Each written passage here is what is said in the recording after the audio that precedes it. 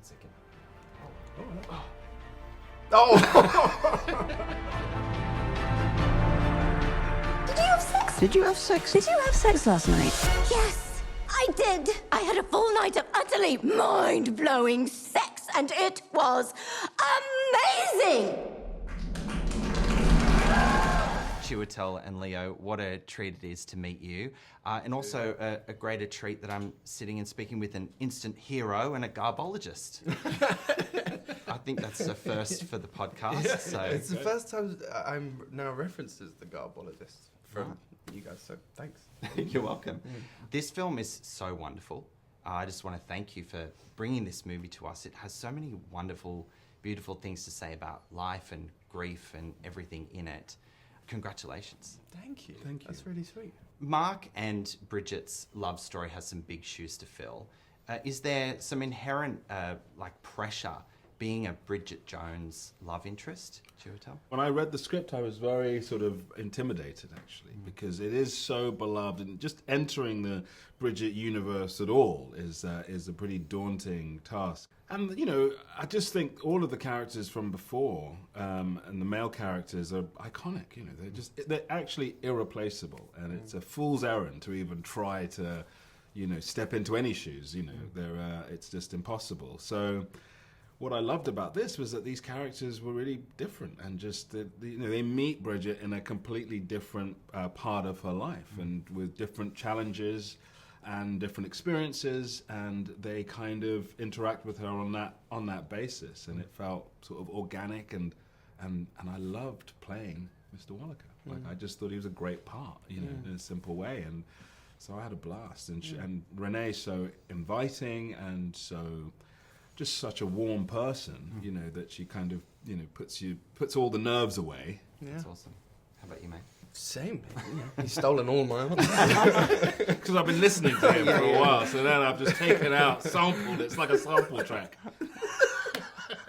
So I like to go first, because then I just like... Well played. Yeah, can you ask me next time the first question? No, there's pressure, obviously, but like Chiwetel says, it's you got to take it off, because you can't attempt to replace these, you know, iconic characters.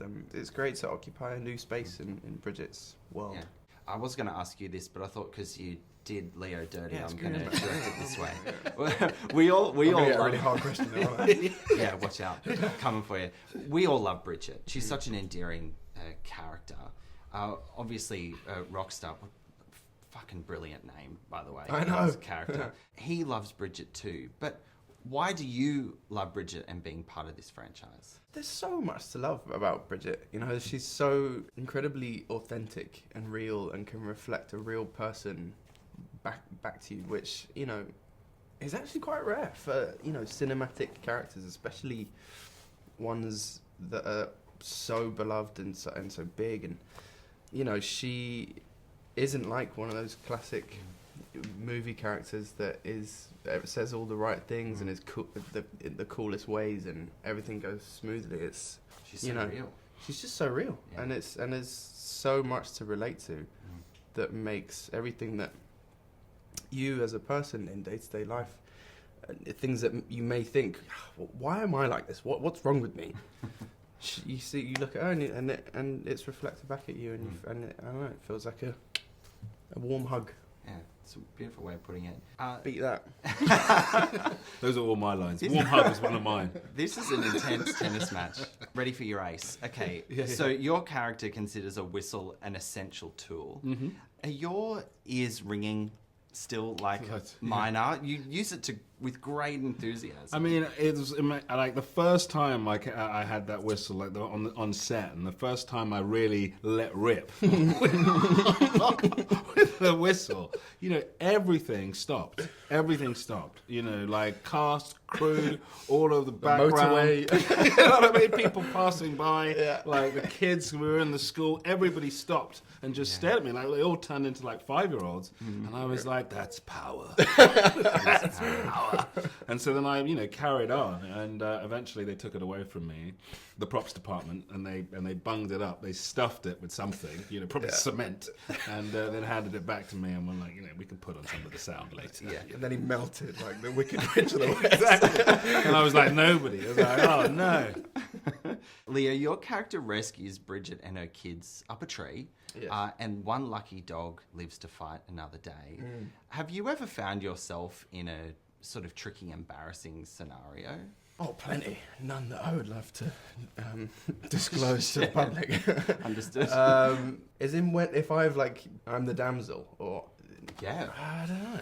I'm the damsel. Maybe it's in your future, and that's okay. Yeah. Hopefully it's nothing too precarious. Yeah, you put it out there now. Yeah, Maybe, so sorry.